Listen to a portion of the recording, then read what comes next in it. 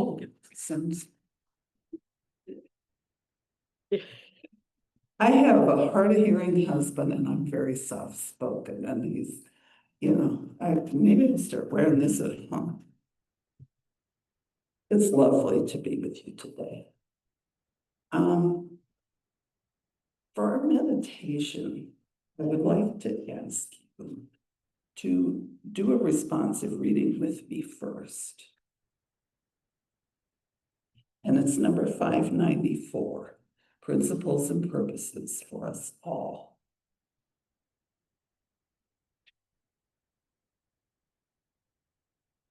Have access to it then?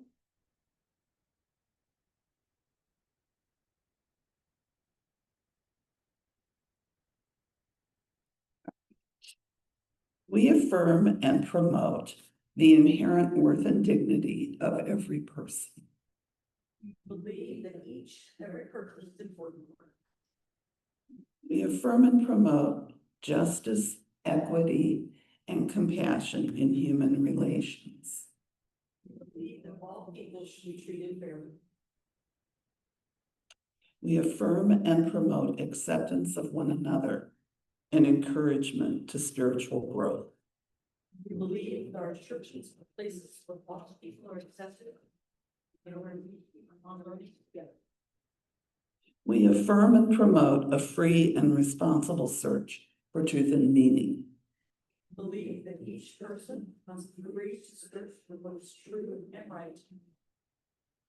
We affirm and promote the right of conscience and the use of democratic process. We believe all people have a voice and a vote on things which concern you. We affirm and promote the goal of world community with peace, liberty, and justice for all. We believe that we should work for a peaceful, fair, and free world. And then I have an additional reading.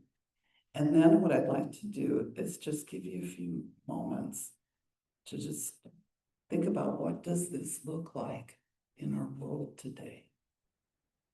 These principles. How can we live into these principles in this current moment? It matters what we believe. Some beliefs are like walled gardens. They encourage exclusiveness and the feeling of being especially privileged. Other beliefs are expansive and lead the way into wider and deeper sympathies. Some beliefs are like shadows, clouding children's days with fears of unknown calamities. Other beliefs are like sunshine, blessing children with the warmth of happiness. Some beliefs are divisive, separating the saved from the unsaved, friends from enemies. Other beliefs are bonds in a world community where sincere differences beautify the pattern. Some beliefs are like blinders, shutting off the power to choose one's own directions. Other beliefs are like gateways, opening wide vistas for exploration. Some beliefs weaken a person's selfhood. They blight the growth of resourcefulness. Other beliefs nurture self-confidence and enrich feelings of personal worth. Some beliefs are rigid like the body of death, impotent in a changing world. Other beliefs are pliable like the young sapling, ever growing with the upward thrust of life.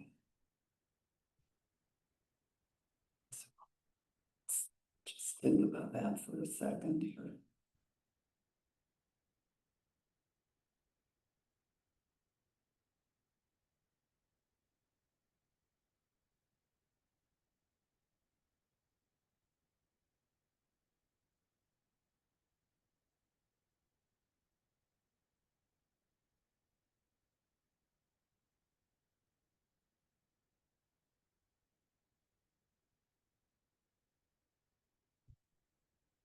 when I was invited to do a series on the 7 principles, I realized that it's a more complicated topic than it first appears. Oh, I get to flip through, okay.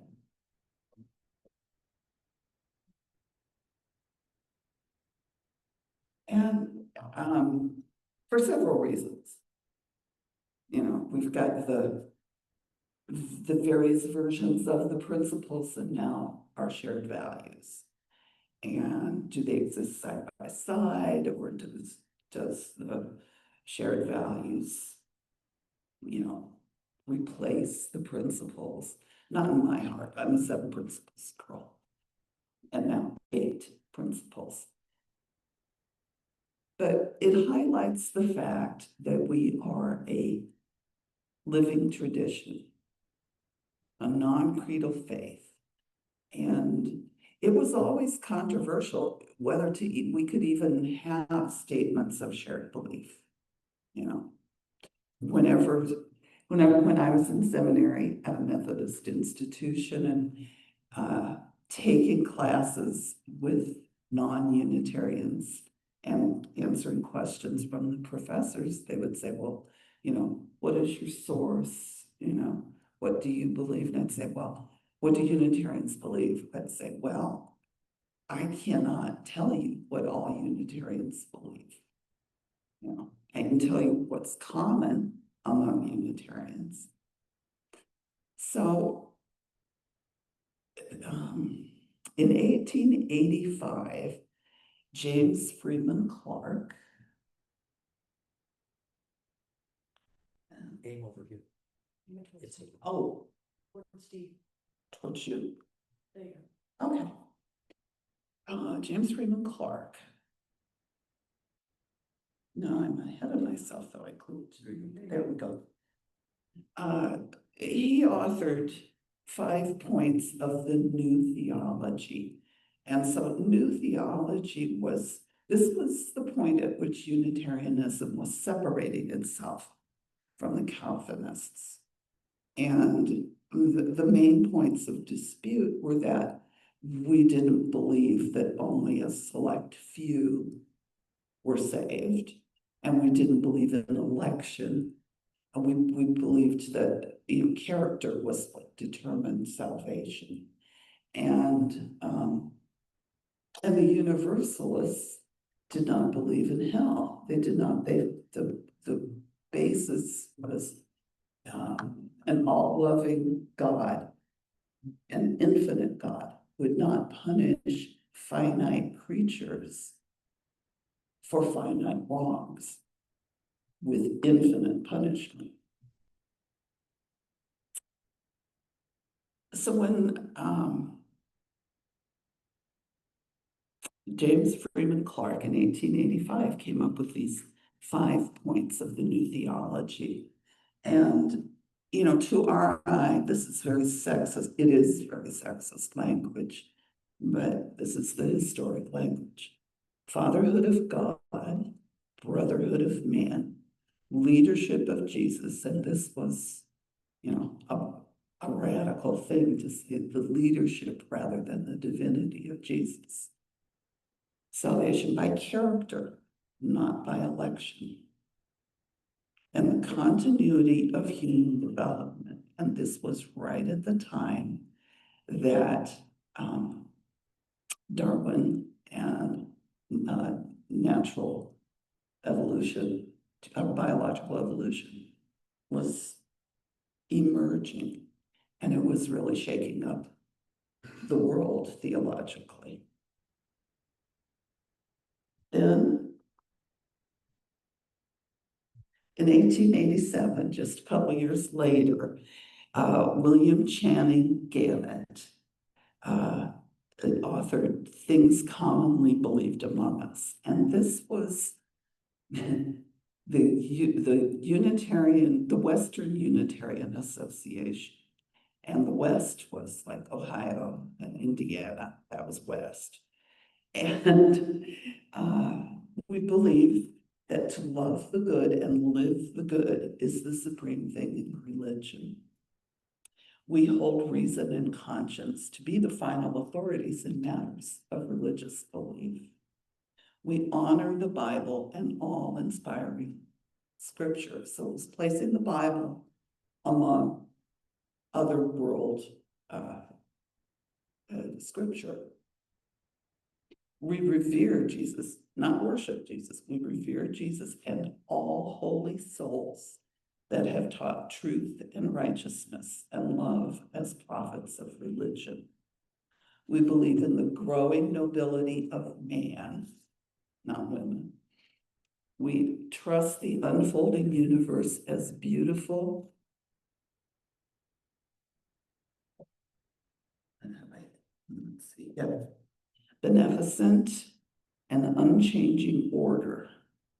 We believe that good and evil invariably carry their own recompense. We believe that we ought to join hands and work to make things better, counting nothing for self, nothing good for self that is not good for all. We worship one and all, that life when sun and stars derive their orbits, putting the sort of transcendentalist language, but natural religion rather than revealed. This one we name our Father. So there was this, and this is, the evolution of Unitarianism. This was before merger, of course, so it was Unitarianism. And in the eastern part of the country, it was more Christian, or at least more theistic, possibly more like the founders. And in the West, it was becoming more naturalist, more humanist, less supernatural. And those divisions, those distinctions exist today. Of course, each congregation has its own individual flavor, but regionally there are differences in Unitarianism. And this Western, William Channing Gannett, there was a real controversy between the regions. And then in 1936, we had the Humanist Manifesto, and it was in keeping with, things that were going on. Evolution had continued to really shake up the theological world, the teachings of science, the progressive era. And this is not it in entirety, but a few of the highlights. The universe is self-existing. It was not created. Humans are part of nature, and they emerged as part of a continuous process. Religion should foster human creativity and achievement.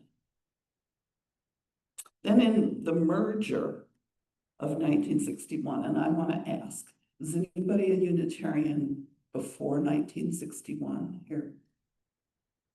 How about before? Was anybody born? Well, so a congregation that I attended in Ohio, there were several people who were my age or older, but they had attended Sunday school at this church, and it was a Universalist church at that point. And so I just remembered, I would say, the born into this church just passed away this spring. Okay. And so. And Unitarians were regarded as interlopers, let me tell you. Right, and that one was as well. And so, the Unitarians were the newcomers, new kids on the block. How about 1985? Anybody before 1985? So I became a Unitarian in 1982. And in 1980, well, I'll tell you more about that in a few minutes, because let's go through these. 1961, the original 6 principles and the language. To strengthen one another in a free and disciplined. To strengthen one another in a free and disciplined search for truth as the foundation of our religious fellowship. To cherish and spread the universal truths taught by the great prophets and teachers of humanity in every age and tradition, immemorially summarized in the Judeo-Christian heritage as love to God and love to man. To affirm, defend, and promote the supreme worth of every human personality, the dignity of man, and the use of the democratic process in human relations. To implement our vision of one world by striving for a world community founded on the ideals of brotherhood, justice, and peace. To serve the needs of member churches and fellowships, and to organize new churches and fellowships, and to extend and strengthen liberal religion. Oh, thank you. I'm not used to talking and do that too. And to encourage cooperation with men of goodwill in every land. And while I've got, you know, I can make my arguments with the language, there's, you know, there are some very important and beautiful ideas contained in these principles. So I got there in 82, and that was a feminist era, and women were saying, hold on, you know, we need to be included in this. And so in 1985, the principles were reworked to with gender inclusivity in mind, and a 7th principle was added. And it was an ugly process. It was much like I was at the General Assembly when there was discussion and voting on changing from the principles to the values. And there was a lot of rancor around that issue. And it was the same in 1985, because there was a lot of pushback that, oh, all this nonsense about Meetin, to say both men and women, everybody understands it means both men and women. And the 7th principle about the interdependent web, we'll get there. Okay, that's out of order. The 7th principle was not in the draft. That was an amendment that was added at the GA. So, inherent worth and dignity of every person. And there has in recent years been argument to revise that to say every being or all, so that we're not just saying human beings, but all species. Justice, equity, and compassion in human relations. Acceptance of one another and encouragement to spiritual growth in our congregations, and so on. We read these earlier. But that 7th principle, respect for the interdependent web of all existence of which we are a part, came from the membership.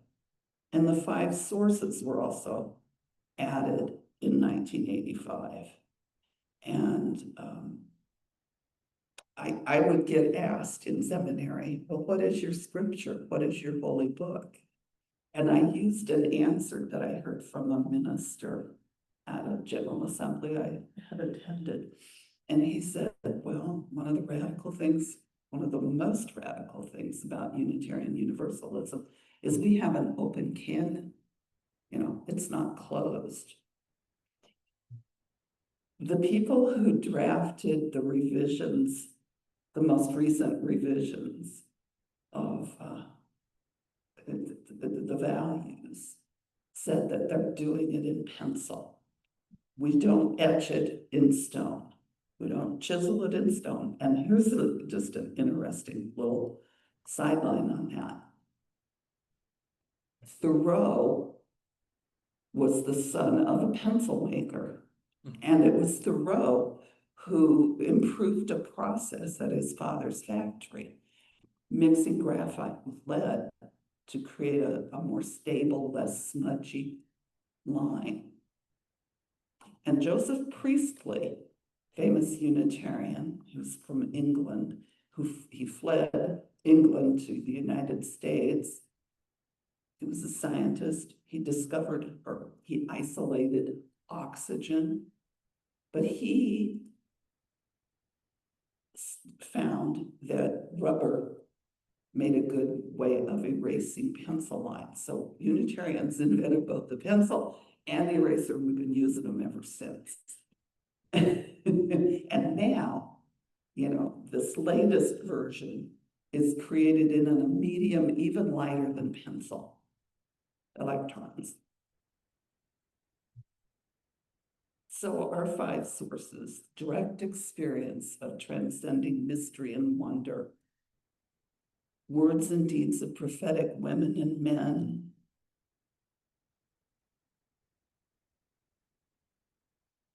wisdom from the world's religions, Jewish and Christian teachings, humanist teachings. And then in 1995, a 6th source was added: spiritual teachings of earth-centered religions. So those would be Native American, pagan,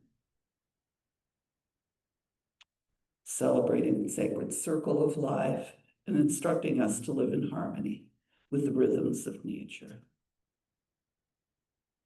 In 2013, an 8th principle movement began, and that was to affirm and promote journeying towards spiritual wholeness by working to build a diverse, multicultural, beloved community by our actions that accountably dismantle racism and other oppressions in ourselves and our institutions. So the understanding within our bylaws is that these principles and sources and purposes are to be revised. And it had been 40 years since the last substantive change, you know, major revision. And so in 2020, well, it began earlier, it may have been like 2020 or 2021 that we started looking at, and they started a study committee, and then there were, you know, surveys and all kinds of opportunity for feedback. So if you know anything about how congregations work, and I'm sure you do, I went to my congregation that I was serving as a lay-led congregation, and I said, you know, you may want to pay attention to this. This is, you know, I was at the GA, and the changes are going to be dramatic. They're going to be sweeping. And this is your opportunity to have some feedback. Well, you know, everybody's got a busy life, and it's a lot of reading to do. And then when the change was made, it was, of course, shocking. Some of the criticisms of the principles were that they were, well, hierarchical because they were a list. They were based in, even though they changed the language to not be gendered, it was based in thinking that came out of the Enlightenment, which was white men doing the thinking and the founders.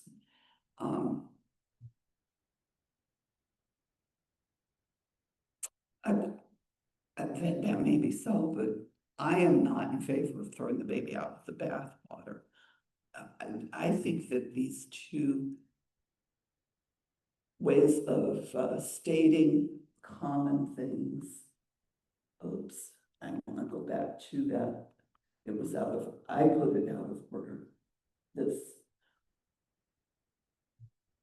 Our shared values and our principles get at different things, I think. I think that our principles are about what kind of person we want to be and how to grow and develop as a human being. I think our shared values get at community, things we, the ways that we can build a more vibrant community, and they're both valid. So I spoke here in the spring and I talked about the experience of graduating from seminary in May of 2024. And then it's like somebody just took all just knocked all the dominoes over the structure had been built in our country, When I graduated, Joe Biden was the candidate. So the UUA gives you a reading list to read, to prepare for going before a committee to determine if, you have sufficient learning to be a minister. And they have a section that says you can add anything that you think is pertinent based on, common or current experiences. Well, so I'm reading these books that they've given me to read. I mean, not given me, but suggested that I read. And it's like from radical feminists, woke, And it's like, it was amazing that the bookcase just didn't burst into flames. But one of the things that I decided was important to do was to read up on Christian nationalism. That's an aside. What I'm getting at is that